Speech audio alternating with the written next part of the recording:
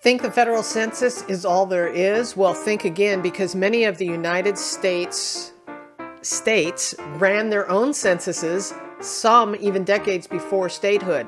Now, these hidden gems can break down brick walls and fill in some of the gaps, such as the lost 1890 census, and can reveal ancestors you may not have even known you had. Now, today, I'm going to show you how to find these records and how to supercharge your family history. Let's jump in.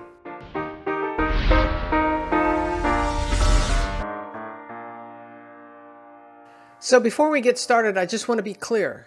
This is not the U.S. federal census that we're talking about. These are state censuses.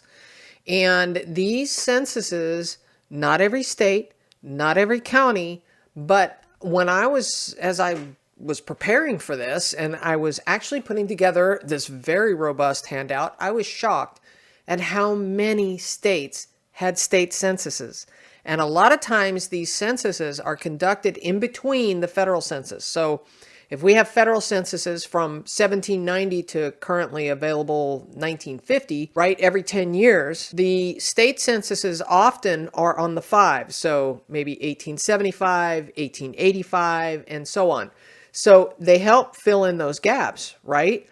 But if you can't find somebody in one of the federal censuses, you might be able to find them in one of the state censuses. So I was actually really surprised when I was putting together this list of state censuses, how many years and how many states actually had state censuses. Say that 10 times real fast. So as we're going through this and we're sitting here thinking about this, be aware that these don't always deliver in hints. So you might have to go seek them out. And, the data that you can find in some of these vary, because this was up to the states to conduct these censuses. So what they decide to put into them might have been different from state to state. And so it just depends on the year and the time, time period, obviously, and the state or location. In some cases, the state only did a census for a specific area. For example, Alexandria, Virginia. In a lot of states, there's territorial censuses before statehood. So as I was putting together the handout for this, I decided to go ahead and put in territorial versus state. I also made a note of statehood because it's important to understand when a state was created. Now, in some cases, these state censuses were created to help justify statehood. So they were trying to figure out how many people were in that area. And, as they were having all these governmental discussions about statehood, these censuses became important. So in some cases, you're going to find a lot of territorial censuses. I just find the whole thing fascinating because there's a lot of really good information. So if you're trying to find somebody in a specific place and time, let's be looking at the state censuses. So where do you find the state census records? Well, primary platforms for this is Ancestry and FamilySearch. There's a few on Find My Past and My Heritage. Other sources that I think you should be looking at are state archives and historical societies. Painstakingly, I put into the handout the state archives digital collections for every state in the union into the handout so that all you have to do is click on a hyperlink and go straight to the state census. So it's important to be checking those state archive digital collections, not only for state census records, but also for military records and other historical content about the state in which you are researching. Okay, let me show you how to find the state censuses. Now, I'm going to start on Ancestry. I'm going to also show you on FamilySearch, but know that as I was putting this together, I started to realize that Ancestry has some, FamilySearch has others. They overlap on a lot of them. Find My Past and My Heritage also has a few. So let's jump in. The handout's got all that laid out, but let's jump in. All right, so on Ancestry, we're going to go to Search. And we're going to go to the card catalog. And this is where you want to start if you're looking specifically for state censuses. So we're going to click on Census and Voter Lists. And one of the first things I'm going to do is drill down to the United States. I'm going to come back up and I'm going to sort by record count as I often do. Now, these are the federal census. This is not what I'm talking about. I'm talking about state censuses. So you might want to drill into the time period that you're looking or the state that you are looking. But here, as we scroll down, so we've got all the federal census usually rises to the top because that has the most amount of records in them. By the way, if you're not familiar with Ancestry's terminology for a record is a person. So every time a name is documented in an index, it is counted as a record. So just letting you know. So as we scroll down, you can find other censuses. Here's a Kansas City, U.S. city and county census records. So what Ancestry has done is they have created a collection most of the time for a state with all of the census years in one collection for state census. So for example, here's Kansas U.S. State Census Collection 1855 to 1925. That is not the same on FamilySearch. On FamilySearch, they have them broken out specifically by year. I personally like to break it out by year. That's just me, but you can probably filter it down on Ancestry. So as you dig in, here's Iowa. So you can open that in a new tab and then go search the specific collection for your ancestor. Or you could choose the year separately over here, which is nice as well, because if you're being very methodical and looking in very specific places, when you do this, a lot of times you're going to find, here, I'll show you. Let's go to 1849 and we're going to choose, you can see right here what areas are available. This is one of the nice things about using the right hand browse this collection widget, because then you can see exactly what's available. This is right down to the township level, although in this case it is not stated. So if we click into that, it's going to take us to that part of the census record. And if we open up the index, you can actually see that there are names indexed here, which is nice. Not always the case, right? And there's only 10 images for this one little township here. And in this case, it was not stated. And in this case, it looks like we're only getting head of household and then the tick marks for the various ages like you get on the very old federal censuses, as you can see, between 20 and 30 years old. And so that is one way that you can search on Ancestry. Okay, so how do you find censuses on FamilySearch? These are state censuses, of course. So what we do is we come over here to FamilySearch and we hit search and we drop down to records. And then instead of searching for our ancestor's name, let's type in down here at the bottom where it says find a collection, state census. And as you can see immediately, what happens is it pops up with every state census by year and state, which is incredible. So we can then pick the one that we want to search and go from there. So that's how you can find them quickly on FamilySearch. So here's an example on FamilySearch from the Florida State Census for 1885. And of course, you can search your ancestor by name and place. One of the things that, a trick that you might want to try is just searching the surname in the place, because you never know, or changing the way it is spelled a couple different ways. But you can also pop open the more options and really add some additional details here if you want. You can add an alternate name, you can have sex, race, marital status, and so on. You could add a spouse, a father, mother, just like any kind of search that you can do on FamilySearch.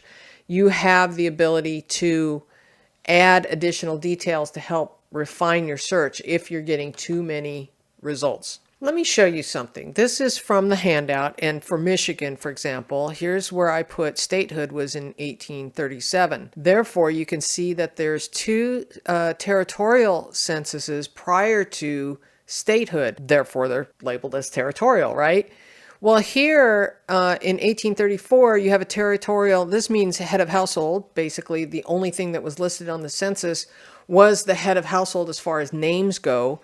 But it's at the state archives. So I gave you a hyperlink to the state archives as well.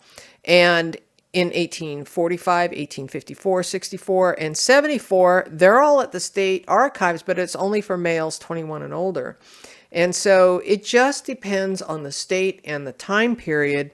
Here you can see, you can find in 1884 for all household members. You can find it on Find My Past has statistics only. Ancestry has statistics only. The state archives has the census. Okay. And then in 1894, only select counties, all household members on FamilySearch, Ancestry, and at the state archives. So it just depends on what year, what state, what location. And in some cases, you're going to find that it's only a specific county that is available. I have provided all the links in the handout if that is something you're after. So let's talk briefly about accessing the handout, because I get a lot of questions about this. Of course, the handouts really help support the channel. And so for that, I thank you for supporting it. But a lot of times people will reach out to us through the website and say, hey, I can't find the handout, or I can't log into your website, or whatever. So if you are a channel member on the YouTube channel, then you would find the handout in the YouTube member tab if you are at the information access level. Now on Patreon, if you are at the Happy Dance level, you would get the handout either emailed to you, or if you're joining after the fact, after this video comes out, you would find it in the post. You can also, on both of those platforms, on Patreon and on the YouTube channel, of course, you finding those handouts on those platforms, and you can find some of the more recent ones in the blog posts. You just have to kind of scroll through them if you want to find some of the more recent handouts. And then if you are an Academy member, you get all of the handouts all in one place, and they are available in the handouts library or in the lesson, both places really. And the handouts library is searchable. And if you're not a member of any of those, you can purchase the handout in the genealogytv.org website. So it's genealogytv.org/handouts, and you can find it there as well. I appreciate your support. It really does help me produce more videos like this one. And so hopefully you are finding some value in this. If so, please subscribe and like and/or comment. If you have some more tips about how to find some of these records, please share that information in the comment sections. I encourage you to read the comments, because a lot of times people are sharing their knowledge as well. We all learn from each other. And with that, thank you for your support. Okay, so I'm back on Ancestry. I drilled into the Kansas State Census Collection 1855 to 1925. And for grins and giggles, I just wanted to show you some. Let's go to 1865, and let's go to, this is Kansas. Oh gosh, let's pick, I don't know, let's go Jefferson County. And let's go Jefferson. This would be the township. And so I just wanted to give you a sense of what you can see here. So in this particular one, it looks a lot like a federal census, but this is a state census. And so here we have names, age, sex, color. It says regiment, which might be a location. It doesn't always necessarily mean a military installation. It might be. This is Cooks Ford Post Office, it looks like. Whoops, sorry, didn't mean to be rushing around. If you'll notice, this is the 20th of July, 1865 is when this is enumerated. In this case, this person is a farmer. Looky here, real estate values, go find the deeds, okay? Personal property, place of birth, Tennessee. Married or single, this guy is married. Whether deaf, dumb, blind, insane, idiotic. Okay, so, I mean, there's some information here. There's an age, which, since we know this is 1865, then 55 years minus that. He was born approximately 1810. So, yeah, there's some good information. This very much looks like a regular federal census. In this particular case, you never know what you're going to find, though. And of course, you always want to be looking for other people by the same name in the census, you always want to go, this happens to be page 1, but we can go forward. And this one is indexed, so we're lucky if you are looking for, somebody specific, we can go through and look at it from an index standpoint. Just like federal census, if you want to edit the name because it's spelled wrong or something, you can do so by clicking on the name in the index. And yeah, I highly encourage you to get out there and look for some state census, at least discover if the census is available in the area you are researching today. Just make it part of your workflow as to one of those records that you need to be at least having knowledge of whether that there is a state census for the time period and or ancestor, location, all of that you are researching. All right, now don't stop with just the state census records. Now keep in mind, just remember, U.S. federal census, while we are typically looking at the population schedules, there were other federal schedules as well, such as agricultural, veterans. We also have the mortality schedules, there was enslaved schedules, Indian schedules, and more. So don't stop with just the state census. Also seek out the federal special schedules as well.